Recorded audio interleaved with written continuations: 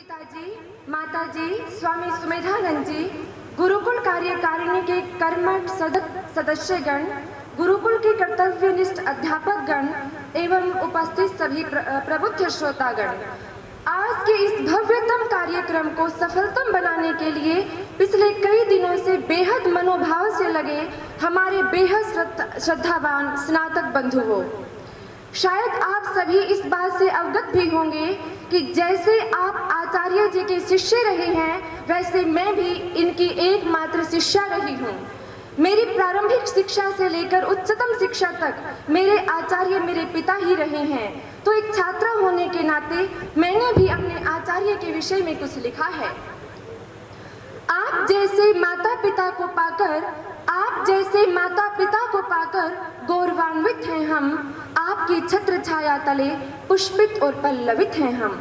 पुण्यों का फल कहूँ या हमने की कोई तपस्या, अपने प्यार की छांव में न आने दी कोई समस्या। पिताजी हमारे आकाश से ऊंचे, माँ धरती से भारी है। हमारे मन की नकारात्मक शक्तियाँ इनके उपदेशों से हारी है।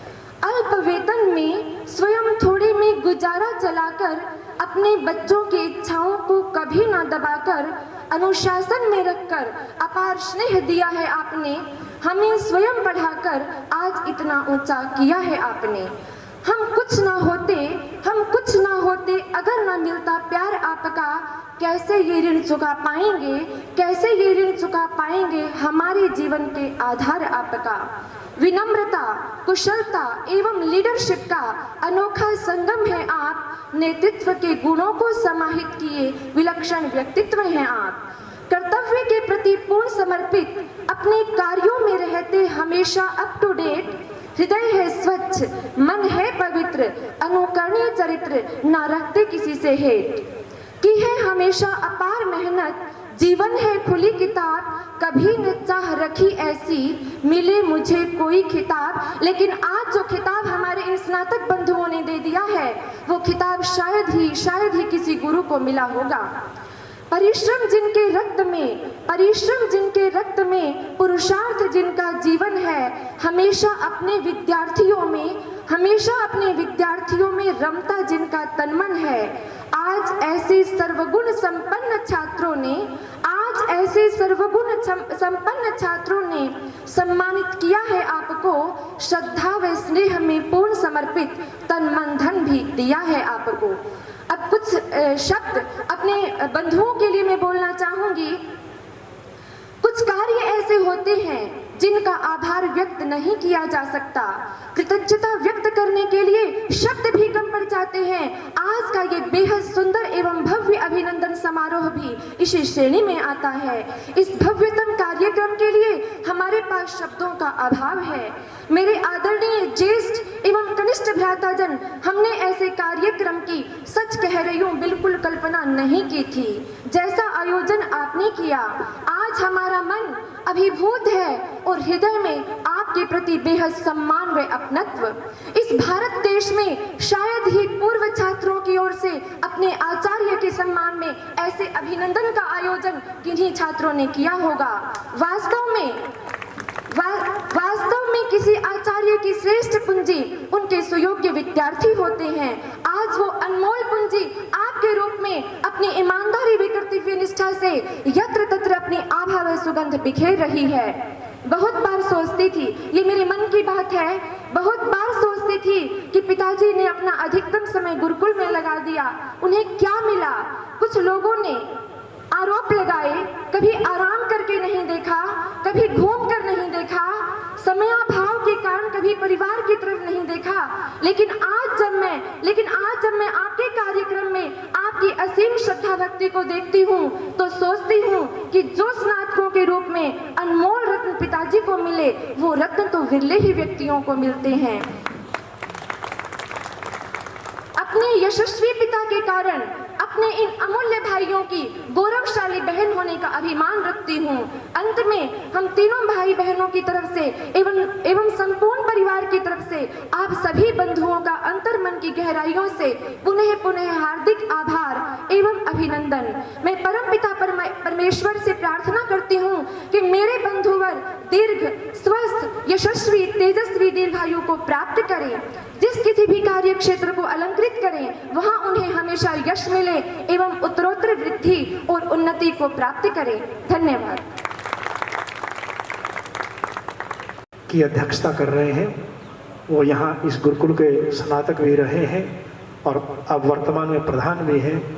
तो अपने मुखारविंद से आचार्य जी के प्रति अपने भाव क्या हैं वो इन्हीं के मुखारविंद से सुनिए। ओम। गुरुकुल आर्यनगर के स्नातक मंडल की ओर से आयोजित श्रद्धेय आचार्य श्री राम स्वरूप जी के इस अभिनंदन में समारोह में उपस्थित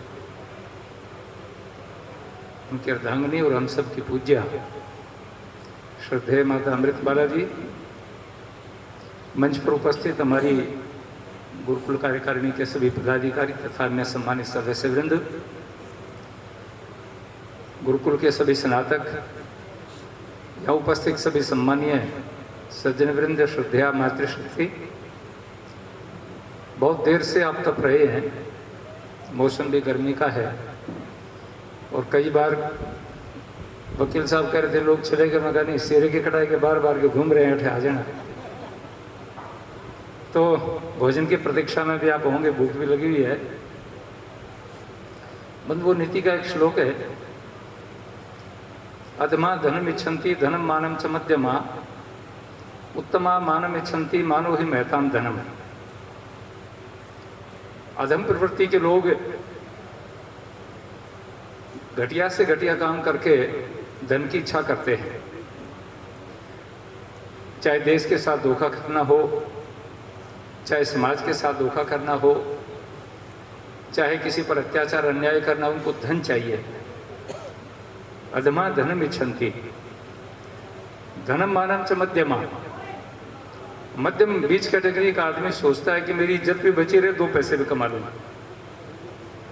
तो बीच का जो आदमी है, मध्यम वर्ग का जो आदमी है, वो धन और इज्जत दोनों चाहता है। और उत्तमा मानव इच्छन्ति मानो ही महताम धनम। उत्तम कैटेगरी के आदमी सम्मान चाहते हैं, वही सबसे बड़ा धन है। श्रद्धेय आचार्य जी, सन 75 से आपके सानिध्य में मुझे आने का मौका मिला। कभी भी मैंने आचार्य जी के मुंह से ये नहीं सुना मेरा वेतन कम है, मेरे पास पैसों की कमी है, मेरे पास साधनों की कमी है। ये बेटी ठीक कर रही थी कि अभाव में जीवन जिया, लेकिन एक बात बार बार कहते थे। अभी जब भी हम यहाँ बैठते थे, बात करते थे, आचार्य जी को बार बार कहते थे, मैंने मेरा समय बढ़िया बिता दिया, इस जीवन पर कोई दाग नहीं है, मैं चिंतित हूँ कहीं मेरे ऊपर कोई किसी प्रकार की कोई बात नहीं हो जाए, इसलिए मुझे विदाई दे दो। एक ही चिंता रहती थी, मेरा सम्मान बना रहे। और ये श्रेष्ठ व्यक्तियों का यही एक पहचान होती है। आपने जो अपने जीवन में जो हीरे तैयार किए, उनकी झलक आपने इस मंच के माध्यम से देखी है। भाई जगत अभी कह रहा था कि गुरुकुल के स्नातकों का प्रयोग नहीं करते,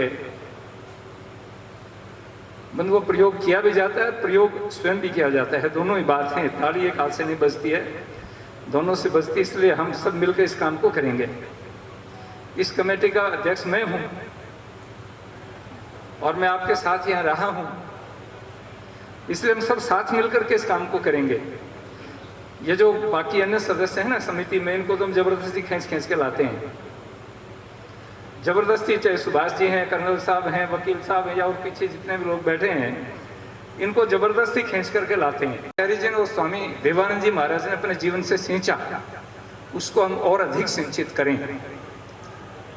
मैं यहाँ रहता था तब भी और बाद भी कई बार हमारे कई साथी कहते थे स्वामी जी का स्वभाव बहुत कड़वा है, आचार्य जी का स्वभाव बहुत सरल है। तो मैं कहता था भाई यहाँ इलेक्ट्रिक वाले कोई लोग इलेक्ट्रिशियन बैठे हों, वो जानते हैं कि दो तार एक गर्म और एक ठंडा जुड़ते हैं तब ऊर्जा बनती है। तो ये जो आज हमारे में ऊर्जा है उसका परिणाम ये है कि स्वामी जी की कठोरता और आचार्य जी, स्वामी जी धमका देते थे, मार देते थे, पीट देते, तो आचार्य जी का प्रेम का हाथ हमारे सिर पर होता था तो यहाँ से भागने को कोशिश नहीं करते थे। वो जो अभी हमारे बालक वाला सत्यवान था ना, उसका साक्षात परिणाम है ये। तो क्या है कि जीवन में आचार्य जी का जो जीवन था रहा है, मुझे याद है इस बात की, माता जी एक बार 15 दिन के लिए घर चली गई थी, बच्चे भी नहीं थे, आचार्य जी यहाँ छात्रावास में भोजन लेते थे। तो एक दिन कहने लगे, मैं जब उस समय आ रहता था तो थोड़ा काम मेरे को सौंप दिया था कुछ दिन के लिए। तो आचार्य जी ने कहा कि मेरी रसीद काट दो। मैं पूछा आचार्य जी काहे कि मैंने 15 दिन भोजन किया है। तो स्वामी जी खड़े, स्वामी जी के कहा, आचार्य जी क्या पागलपन की बात करते हो आप, आपसे पैसे लेंगे? तो कहा कि मेरी आदत खराब मत करो। आचार्य जी की शब्द है कि मेरी आदत मत बिगाड़ो। अब तो मैंने 15 दिन खाया है और फिर मैं यहीं हिल जाऊंगा, इसलिए मेरी आदत मत बिगाड़ो, मुझे मेरे सिद्धांतों पर अडिग रहने दो। क्या ऐसा व्यक्तित्व का धनी कोई व्यक्ति मिल सकता है क्या आपको? इतनी शुचिता, इतनी पवित्रता। तो मैं इसलिए निवेदन आपसे करता हूं। और गुरुकुल की बात, हिसार की बात, नागौर में एक बहुत बड़े संत हैं, पूरे देश में कथाएं करते हैं। नागौर से इधर एक आश्रम है उनका, तो वहाँ एक कार्यक्रम था, मैं वहाँ गया हुआ था, तो मेरा वहाँ व्याख्यान हुआ। तो एक चौधरी उठ करके बाद मेरे के नायब महाराज थे कठे रो, मैं मैं सीकर रहता हूँ, तो पढ़िया कठे हो, मैं तो हिसार पढ़े। बोले हिसार का तो बैल ही अच्छा होता, आदमी भी बढ़िया होंगे बैठे। मैंने सोचा मेरा जन्म ने पूछ ले कहीं, जब हिसार के लिए कह रहा तो जन्म की बता दूंगा, पता नहीं क्या कहेगा। तो एक रोहतक का व्यक्ति है और उसको आचार्य जी ने जैसे तराशा, आज मैं पूरे देश में नहीं बल्कि दुनिया के 62 देशों में गया हूं मैं। इस गुरुकुल की सुगंधी आज भी मेरे पास में पूरी दुनिया से पत्र आते हैं और चारों तरफ से लोग चाहते हैं कि स्वामी सुमेधानंद जी आए और अपनी बात को यहाँ पर कहें। वहां भी मैं यही बात कहता हूं कि आज मेरे पास जो कुछ प्रसाद है वो केवल मात्र 2 व्यक्तियों की देन है, श्रद्धेय आचार्य राम स्वरूप जी, पूज्य स्वामी सर्वानंद जी महाराज।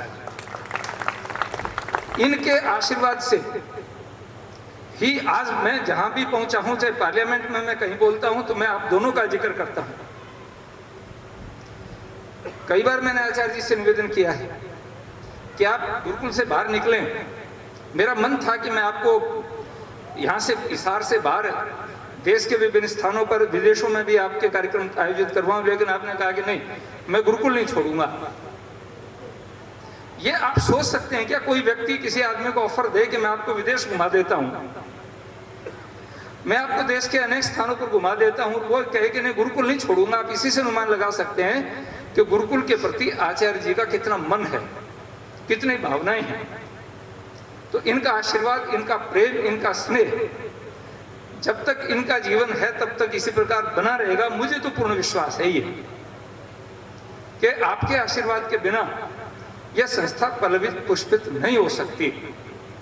इसके अतिरिक्त मैं अपने भाइयों से एक बात कहूंगा।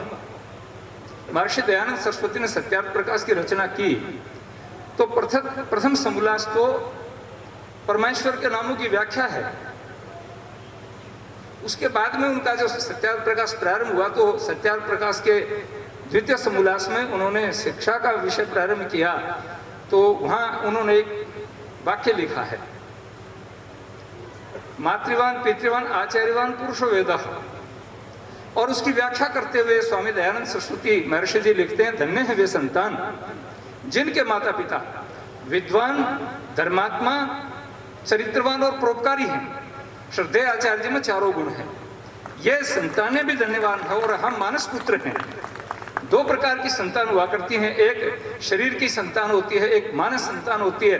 हम जितने भी स्नातक यहाँ पर बैठे हैं हम आचार्य जी के मानस पुत्र हैं।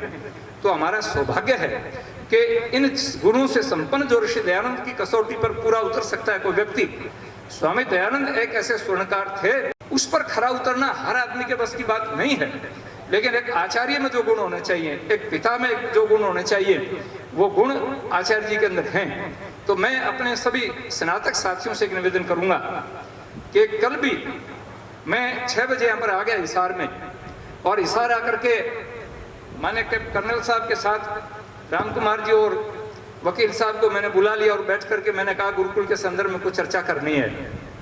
हम 2 घंटे बैठ करके बातचीत करते रहे। एक विषय चिंता रहती है, हमारा ये गुरुकुल ये बहुत कुछ दे सकता है और हमने दिया है, निराशा की बात नहीं है। एक बार दिल्ली में हम बैठे थे, डीएवी के एक बड़े अधिकारी थे, वहां ऐसी चर्चा चल पड़ी गुरुकुलों की, तो उन्होंने व्यंग किया, क्या गुरुकुलों की बात करते हो, 15-15, 20-20 बच्चे लिए बैठे हैं, क्या दिया गुरुकुलों ने। तो मैंने उनसे बात की, बड़े प्रतिष्ठित लोग बैठे थे, 50 के लगभग आदमी थे। मैंने उनको कहा कि मैं जिस गुरुकुल में पढ़ा हूं उस गुरुकुल का रिजल्ट, फैकल्टीज रिजल्ट की बात कर रहा हूं, सर्विस के रिकॉर्ड की बात कर रहा हूं, 95% है। हमारे गुरुकुल से जो लड़के निकले हैं 95% सर्विस में है और 99% हमारा चरित्र का रिकॉर्ड है। 1% हो सकता है को भटक गया हो, और वो 1% भी नहीं मिलेगा जब टोटल संख्या को निकालेंगे। हमारे बच्चे जहां कहीं गए उन्होंने अपनी छाप छोड़ी है। मैंने कहा तुम अपने डीएवी के परिणाम देख लो, बंधु 2% रिजल्ट नहीं दे सकते आप सर्विस के। और करेक्टर की बात तो मैं करूंगा नहीं, तुम्हारी कार्यकारिणी के लोग जो कारनामे में है अगर उन्हीं को उठा के देख लेंगे तो दुनिया हंसेगी।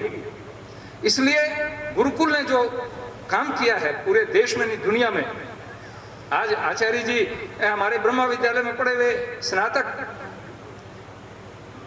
आचार्य देवर जी गुजरात में गवर्नर हैं। माने प्रधानमंत्री जब भी गवर्नर की चर्चा करते हैं तो एक ही बात कहते हैं कि अगर सीखना है तो देवर से सीखो, वो गुरुकुल की देन है। तो गुरुकुलों ने बहुत कुछ दिया है। अभी हमारी कितनी सारी यूनिवर्सिटीज हैं, अभी यहाँ से हमारे स्नातक बोल करके गए हैं। यूनिवर्सिटी में हमारे डीन हैं, हमारे प्रोफेसर हैं, हमारे प्रिंसिपल हैं, हमारे डीओ हैं, हमारे सेना में लोग हैं, दिल्ली बैठा है, सेना के अंदर लोग हैं, बहुत सारे लोग। सब कौन सा डिपार्टमेंट ऐसा है जिसमें हमारे स्नातक नहीं हो? तो कोई पश्चाताप की बात नहीं है, हमने बहुत कुछ दिया है। अब आवश्यकता यह है कि इस गुरुकुल को और बढ़िया बनाएं।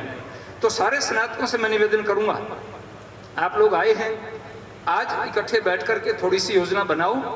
हमारा न केवल मात्र अंशदान बल्कि समय दान चाहिए, और समय अगर हमारे पास है तो सब कुछ है। स्वामी जी के पास समय तो था, श्रद्धाचार्य जी ने समय तो दिया है। समय अगर हमारे पास है तो धन आ जाएगा, जरूर समय देने वालों की है। तो आप लोग समय निकालेंगे, बैठेंगे, विचार करेंगे, चिंतन करेंगे। और मैं हमेशा एक बात कहा करता हूँ, सरकारी अधिकारियों को कई बार एक बात कहता हूँ कि एक सरकारी अधिकारी ऑफिस में बैठा है, बरसात हो रही है, नींव में पानी जा रहा है, छत टपक रही है, तो कोशिश करता है कि कर्मचारी आ जाए इसको ठीक करने के लिए। लेकिन वही आदमी आईएएस आईपीएस है, जब घर जाता है तो घर में बारिश आती है तो वो निकर पहन करके और पानी बंद करने के लिए बाहर निकल जाता है, क्योंकि वो अपना है और वो पराया है। जिस दिन गुरुकुल के प्रति आपका अपनत्व का भाव आ जाएगा, जो अपने घर को सींचने के लिए समय देते हो, वो भाव जिस दिन आ जाएगा तो गुरुकुल में कोई किसी प्रकार की कमी नहीं रहेगी। मेरा आपसे आग्रह है, तो अपने सब बैठ करके मिल करके इस गुरुकुल को आगे बढ़ाएंगे।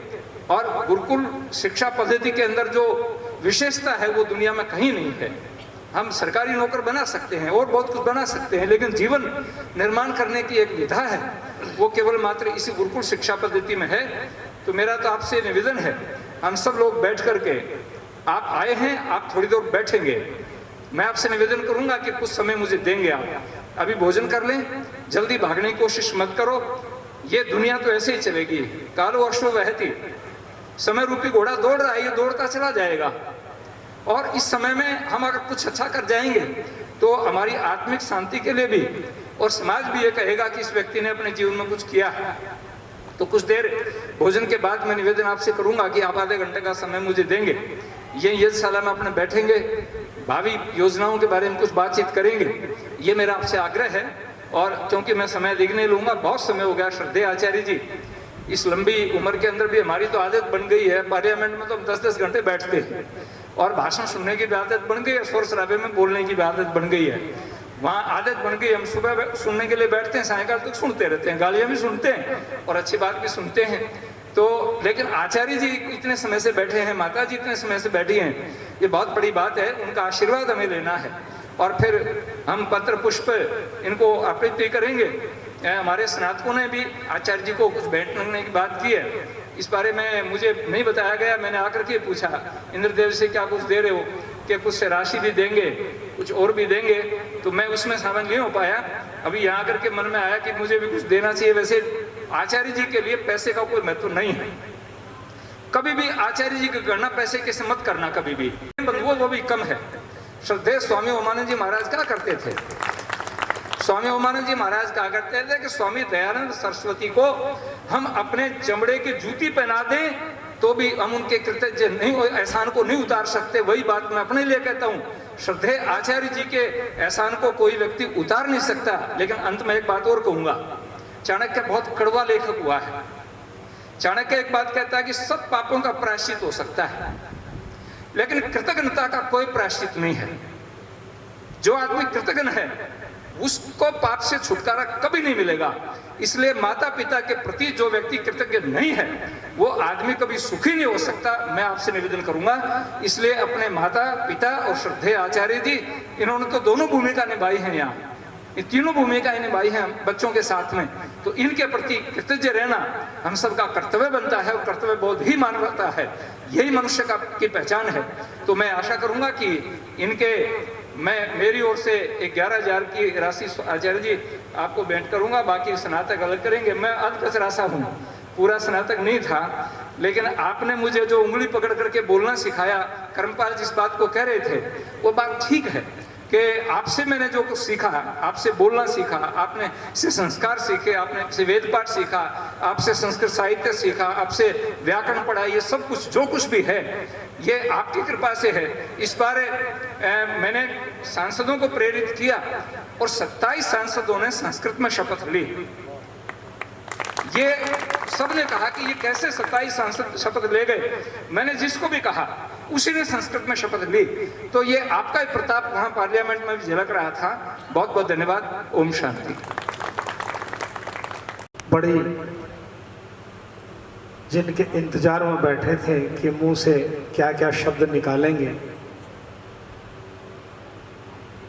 परम पूज्य आदरणीय गुरुश्रेष्ठ पंडित राम स्वरूप जी आचार्य जी का हम आशीर्वाद लेना चाहेंगे। माइक उनको वहीं दे दो, माइक ये ओम त्वं हीनः पितावसो त्वं माता शतक्रतो बभूविध अधाते सुम्नमीमहे। श्रद्धेय प्रधान जी, पूजनीय मातृशक्ति तथा आर्य सज्जनों, आपने मेरे सम्मान में बहुत कुछ कहा, इसलिए मैं आपका धन्यवादी हूँ। रही बात ये कि मैं इस गुरुकुल के लिए क्या कर सकता हूँ, अब भाई 83 वर्ष की आयु हो गई है, दांत ठीक है, आँख ठीक है, बाल काले हैं। कुछ लोग यूँ कहते हैं आप बालों को रंगते हो क्या? मैंने कहा भाई मुझे रंगना तो नहीं आता, लेकिन मैं क्या करूं, ये सफ़ेद नहीं होते। तो ऐसा है कि मैं आपका अधिक समय नहीं लेना चाहता। मैं तो एक ही बात कहूँगा कि यहाँ 125 और 100 के बीच में विद्यार्थी होने चाहिए। मैनेजमेंट हमारी सक्रिय होनी चाहिए। मैनेजमेंट जो है, गुरुकुल के मुखिया श्री पाठक जी हैं, इनका स्वास्थ्य भी ठीक नहीं रहता। भगवान इनको अच्छा स्वास्थ्य दे, ये अपनी ओर से कोई कसर नहीं उठा रहे हैं, परंतु फिर भी मैनेजमेंट के आदमी मिलकर के इस बात पर विचार करें कि हमारी संस्था का उद्धार कैसे होगा, संस्था कैसे चलेगी, क्या हमें करना चाहिए। यहाँ चाहे 50 विद्यार्थी हो, चाहे 100 हो, चाहे अधिक हो, चाहे कितने ही हो, परंतु हमारी कमी के कारण यह विद्यार्थियों की संख्या कम नहीं होनी चाहिए। मैं आपका अधिक समय न लेता हुआ इतना ही निवेदन करूंगा कि हमारी मैनेजमेंट जो है वो गुरुकुल में जब यहाँ बैठक करे तो पाठक जी को बीच में लेकर उनसे पूछे कि यहाँ क्या समस्या है और वो समस्या कैसे दूर होगी। भाई हमारे यहाँ तो 150 विद्यार्थी भी रहे, 140 भी रहे, 125 भी रहे, 120 भी रहे, 115 भी रहे हैं। जितने भी हों, जैसे भी हों, ये आर्यनगर तो गांव जो है, ये गुरुकुल उसकी शान है। आर्यनगर गांव को चाहिए कि इस गुरुकुल की उन्नति में अपना पूरा सहयोग दे हर प्रकार का। और रही बात मेरी, भाई मेरे बारे में जो बात कही गई है ना कि मैं ये करूं, मैं वो कर सकता हूं, अब मेरे में वो बात नहीं है। ये वास्तविकता है, ये सच्ची बात है। मेरे दांत ठीक है सारे के सारे, एक भी दांत नहीं हिलता, बाल काले हैं, रंगता नहीं हूं, आंख भी ठीक है, सब कुछ ठीक है। परंतु ऐसा हो सकता है कि मुझे कोई थकावट आ जाए, कोई कमजोरी आ जाए। फिर भी मैं इस संस्था के लिए, जब भी कोई अधिकारी जाता है मेरे से बात करने के लिए, मैं पूरा सहयोग देता हूं उनको हर प्रकार का, और सदा इस संस्था की उन्नति के लिए भगवान से प्रार्थना करता रहता हूं। तो मैं यहाँ की मैनेजमेंट से एक बात विशेष कहूँगा कि एक ऐसा व्यक्ति निश्चित करे अपनी सभा का जो पाठक जी के साथ मिलकर के विचार विमर्श करे, यहाँ की कमियाँ क्या है उसे दूर करे, यहाँ छात्रों को किस प्रकार की सुविधा दें वो बड़ी भारी जरूरी है। और सुविधा देने पर भी यदि बात नहीं बनती है तो क्यों नहीं बनती है। अब समस्या ये है कि गुरुकुलों का कहते हैं जी युग नहीं है, तो गुरुकुलों का युग फिर कब आएगा। इसलिए आर्यनगर गांव, यहाँ के पदाधिकारी ये विचार करें कि इस गुरुकुल की उन्नति में हमारी उन्नति है।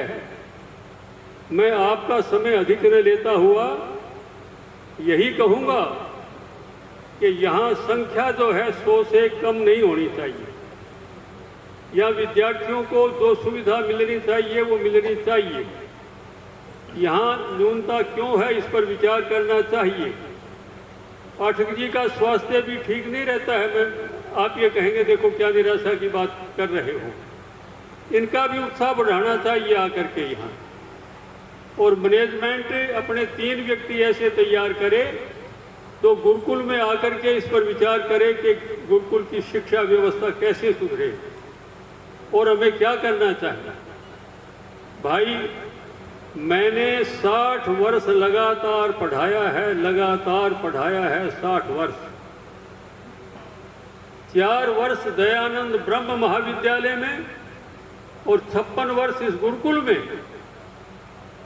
और मैं एक अध्यापक भी रहा हूँ, मैं वैद्य भी रहा हूँ, और मैं बच्चों का संरक्षक भी रहा हूँ। कोई बच्चा चाहे रात्रि के 12 बजे आकर के मुझे कहता है कि मेरे पेट में दर्द है, तो जब तक उसका पेट का दर्द शांत नहीं होता मुझे नींद नहीं आती थी। तो भाई वो चीज़ें याद आती है। अब चाहे मेरी कितनी बढ़ाई करो अब वो चीज़ नहीं आती। अब समय ऐसा ही आ गया, क्या करूँ। आता है याद मुझको, एक बुलबुल थी बुलबुल, उसको एक शिकारी पकड़ के ले आया और सोने के पिंजरे में डाल दिया। दूसरी बुलबुल कहने लगी बड़ी मौज करे है सोने के पिंजरे में। तो बुलबुल कहती है आता है याद मुझको गुजरा हुआ जमाना, वो झाड़ियाँ चमन की वो मेरा आशियाना। वो झाड़ियों में जो उसका मेरा घोंसला था और वो जो मुझे आनंद की प्राप्ति होती थी वो मुझे इस सोने के पिंजरे में नहीं आ रही। तो कहने का अभिप्राय ये है कि मैं केवल सुझाव दे सकता हूँ, बाकी मैं कर कुछ नहीं सकता। अब 83 वर्ष की आयु हो गई और 83 वर्ष की आयु में सब कुछ ठीक होते हुए भी दिल दिमाग जो है वो पूरा काम नहीं करता। आपने मुझे सम्मानित करने के लिए कोई कसर नहीं उठा रखी, कोई कसर नहीं उठा रखी। मेरा सम्मान इसी में है कि ये संस्था जो है ये सम्मान के साथ चले, इज्जत के साथ चले, कैसे चले ये मैनेजमेंट विचार करे इसके ऊपर। तो मैं आप सबका धन्यवाद करता हुआ परमपिता परमात्मा से प्रार्थना करता हूँ कि परमात्मा हमें सद्बुद्धि दे कि गुरुकुल जो है वो गुरुकुल बना रहे, गुरु का कुल गुरुकुल बना रहे, और यहाँ से जो उत्पादन निकले वो श्रेष्ठ निकले, अच्छा निकले। मैं अधिक नहीं बोलता हुआ अपने विचार यही समाप्त करता हूँ, और इतनी बात मैं अवश्य मैं कहूँगा कि जब भी मेरी आवश्यकता। कंबल है श्री कमल जी के लिए।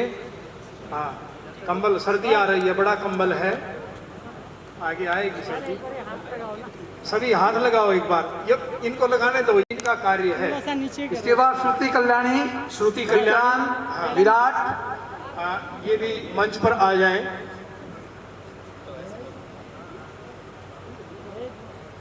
हाँ, बहन श्रुति कल्याणी का नंबर है इनके बाद में, और विक्रांत और विराट भी आ जाएंगे।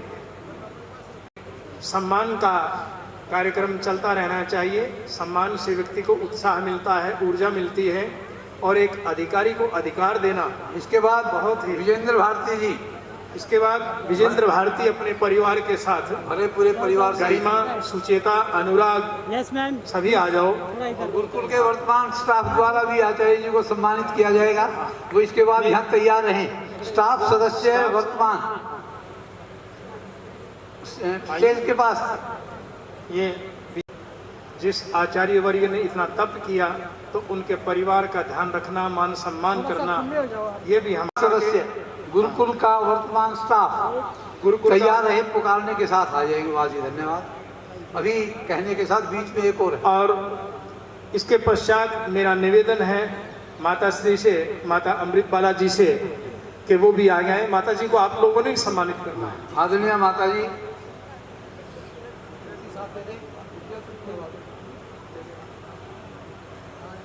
माता जी के और शॉल भेंट कर रही हैं सभी सुमित्रा जी वो पहना दो चाहिए। महिलाएं। हाँ, पहना दो सुमित्रा जी, कानों के आभूषण पहना दो, अच्छा लगेगा। अच्छा चलो आप। चलो कोई नहीं, थोड़ा सा इधर हो जाओ मैडम। बहुत अच्छा लग रहा है। यस यस और परमात्मा करे ये पल हमेशा के लिए बना रहे। यस। और जैसा मैं बार बार कह रहा हूँ, ये गुरुकुलीय इतिहास का एक स्वर्णिम पन्ना लिखा जा रहा है इसके अंदर, जिसके अंदर सम्मान की परंपरा हमारी बनी रहे। आगे आने वाले आचार्यों के लिए भी, माताओं के लिए भी, जो सहयोग देने वाले लोग हैं उनके लिए भी।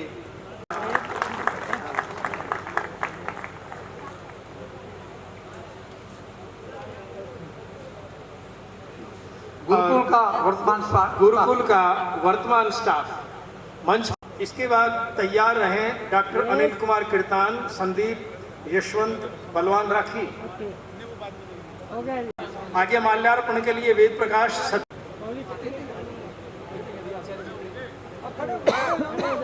नहीं, वैसे दे देंगे डॉक्टर कर्मपाल जी, बोल दो। हाँ, एक कुर्सी दे दो।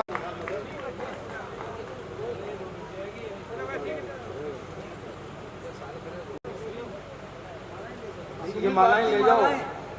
सुनील भारती मालाएं। हो गया। इसके बाद अगली टीम भी तैयार रहे ओम पट्ट के लिए। हाथ में लगाओ। आचार्य जी, सुरजीत बाना,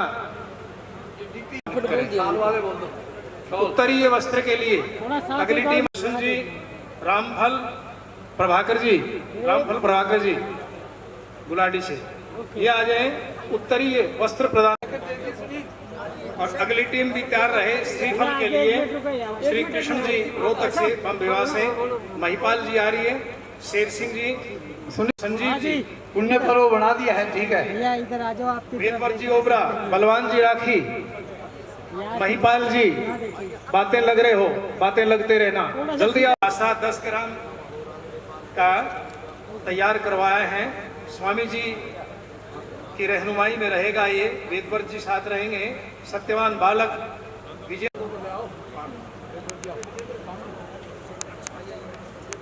सीधा करना साहब। स्वामी जी, आ जाओ, क्या लेना चाहते हैं? आ जाओ, साथ खड़े हो जाओ सर बस। आ जाओ। गुरुकुल के 2 बच्चे भी अपन आचार्य जी को कुछ भेंट स्वरूप देना चाहते हैं। क्या नाम, मंच पर आ जाओ बेटा, दौड़ के आ जाओ।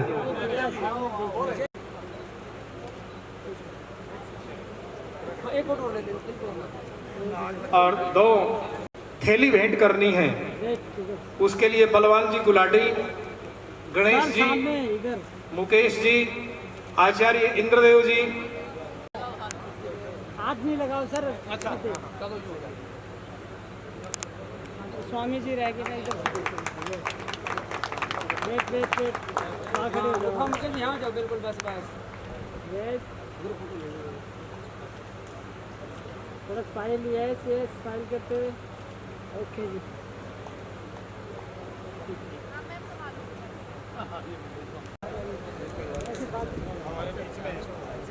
हमारे बीच में उपस्थित हैं स्वामी सुमेधानंद जी महाराज, और अंश के ये आगे ले आए। यहाँ आगे आगे स्वामी जी थोड़ा बीच में आओ। ये आचार्य जी के पास हो गया, ठीक है। आपने भी आचार्य जी की ओट ले ली, जैसे लोग ओट लेते हैं। बहुत बढ़िया, बहुत अच्छा लग रहा है। चाहे वो मेरे टाइम के हैं या उसके बाद के हैं, मैं उनके प्रति मेरा आशीर्वाद है। परमात्मा उनको श्रेष्ठ मार्ग दिखाए और श्रेष्ठ मार्गों पर वे चलते रहे। और आपने जो इस समय मुझे सम्मानित किया है, मैं परमपिता परमात्मा से प्रार्थना करता हूँ कि आप सबको लंबी आयु दे, यश दे और अपनी कृपा दृष्टि बनाए रखे। नित्योम शांति। पूजनीय वर्ग और आदरणीय बंधुओं, बिल्कुल सूत्र अष्टाध्यायी पढ़ी है, सूत्र रूप में बोलूँगा। धन्यवाद से पहले एक तो सुनिए, सभी स्नातक आपस में वरिष्ठता के लिहाज से मान सम्मान करें, लेकिन सबको समान समझे, कोई दिक्कत नहीं। और 3 वर्ग जो होता है उसके अनुसार कार्य करें।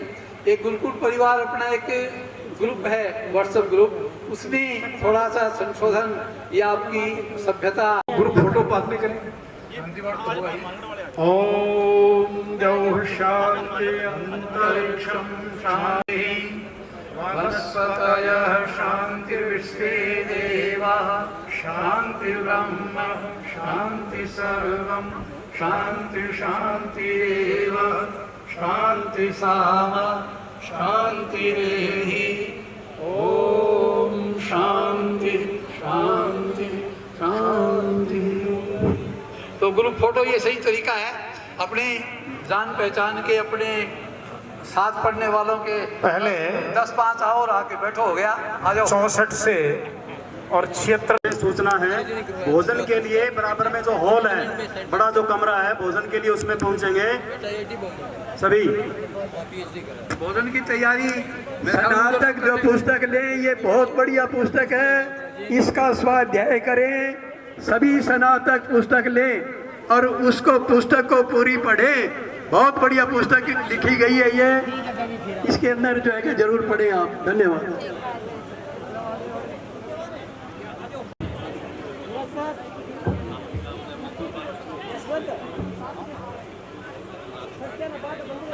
सर सामने इधर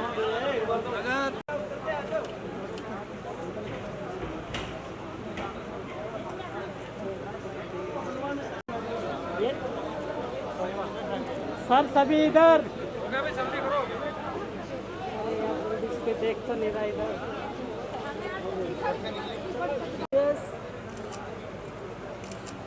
ठीक है जी, हो गया जी। सर इधर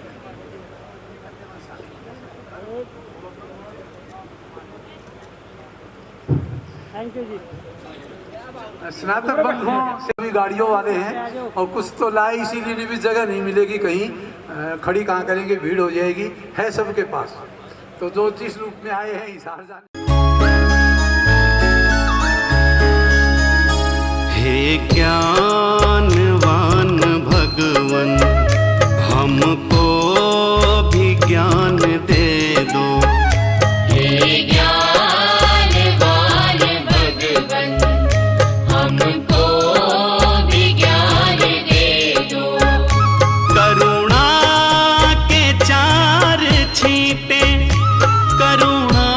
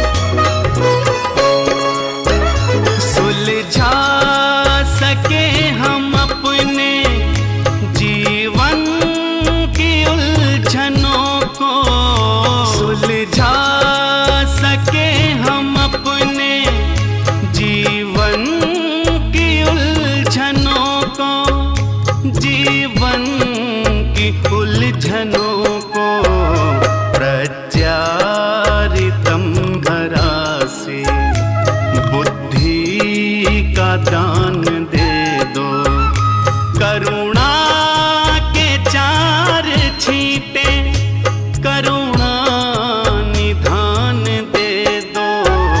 हे ज्ञानवान भगवन हमको भी ज्ञान दे दो।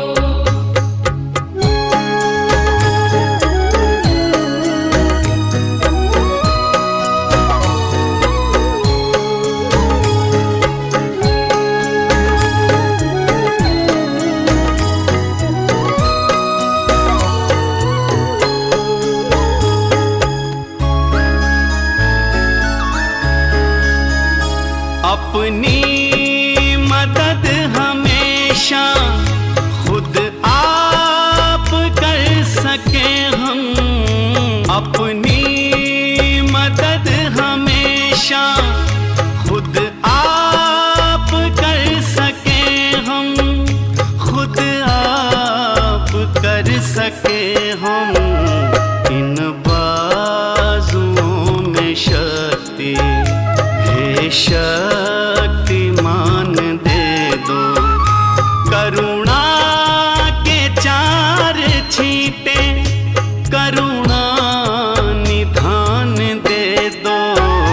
हे ज्ञानवान भगवन हमको भी ज्ञान दे दो।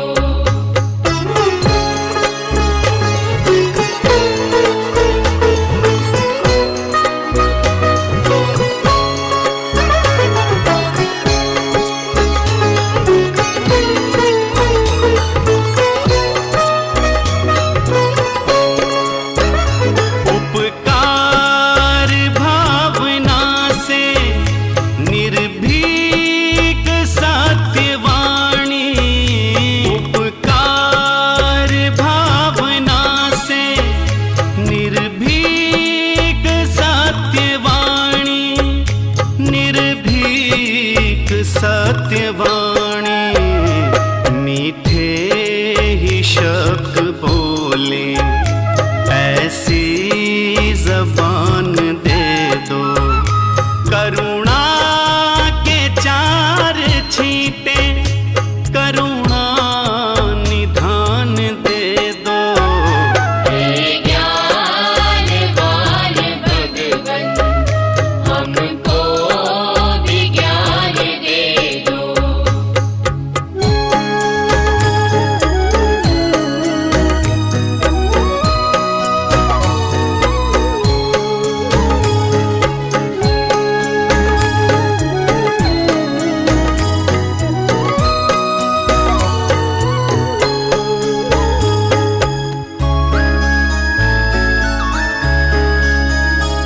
दाता तुम्हारे घर में किस चीज की कमी है, दाता तुम्हारे घर में किस चीज की कमी है, किस चीज की कमी है।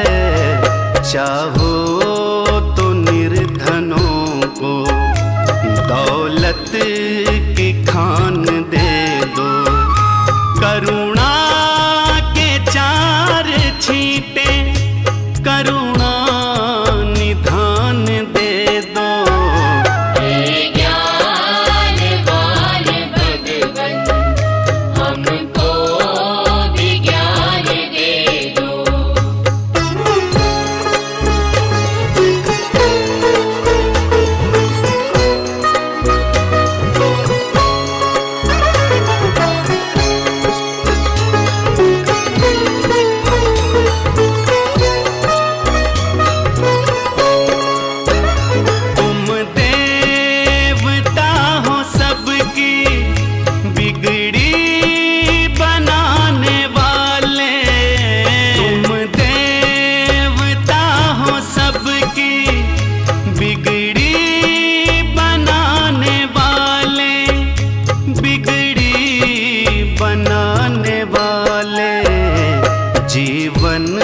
सफल बने जो थोड़ा सा ध्यान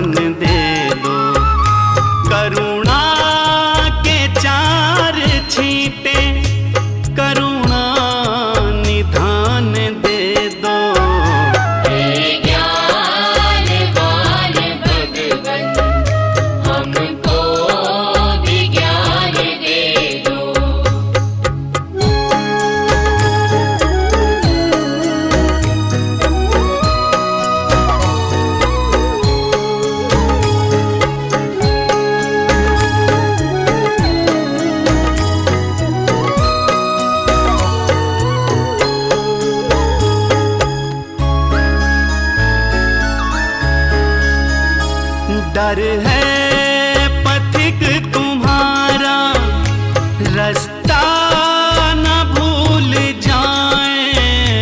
डर है पथिक तुम्हारा रास्ता न भूल जाए, रास्ता न भूल जाए।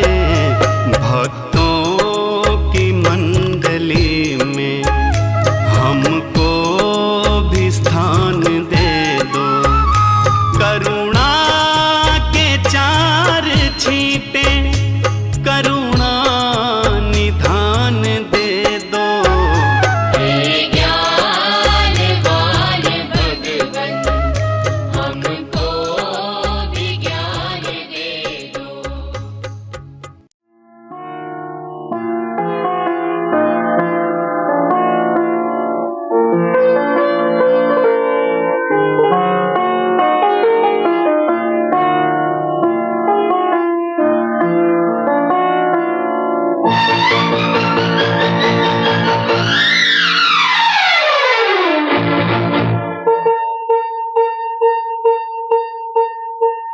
मधुबन खुशबू देता है, सागर सावन देता है, जीना उसका जीना है, जो औरों को जीवन देता है। मधुबन खुशबू देता है।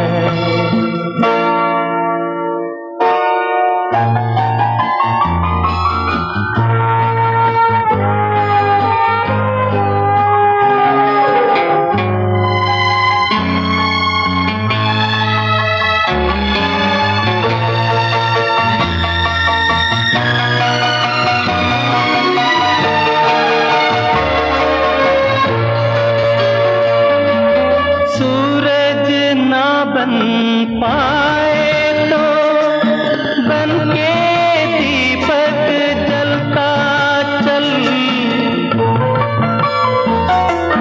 सूरज ना बन पाए तो बन के दीपक जलता चल। फूल मिले या अंगारे सच की राहों पे चलता चल, सच की राहों पे चलता चल। प्यार दिलों को देता है, अश्कों को दामन देता है, जीना उसका जीना है, जो औरों को जीवन देता है। मधुबन खुशबू देता है, सागर सावन देता है। मधुबन खुशबू देता है।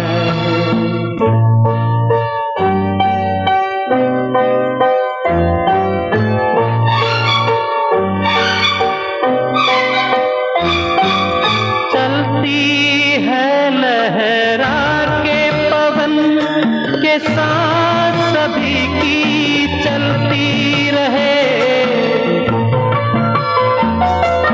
चलती है लहरा के पवन के साथ सभी की चलती रहे। लोगों ने त्याग दिए जीवन के प्रीत दिलों में पलती रहे, के प्रीत दिलों में पलती रहे।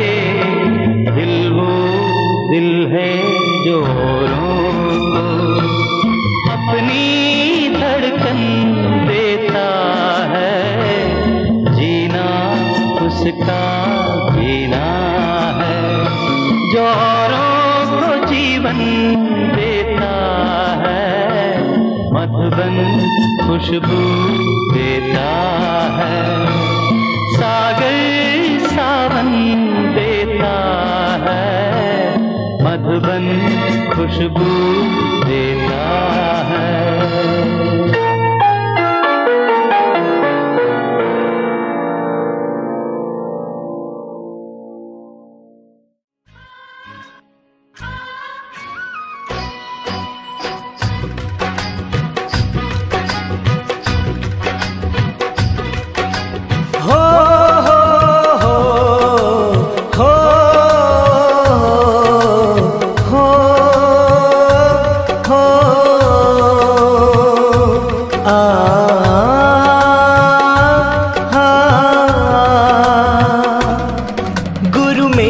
संसार समाया, उनका है आशीष पाया।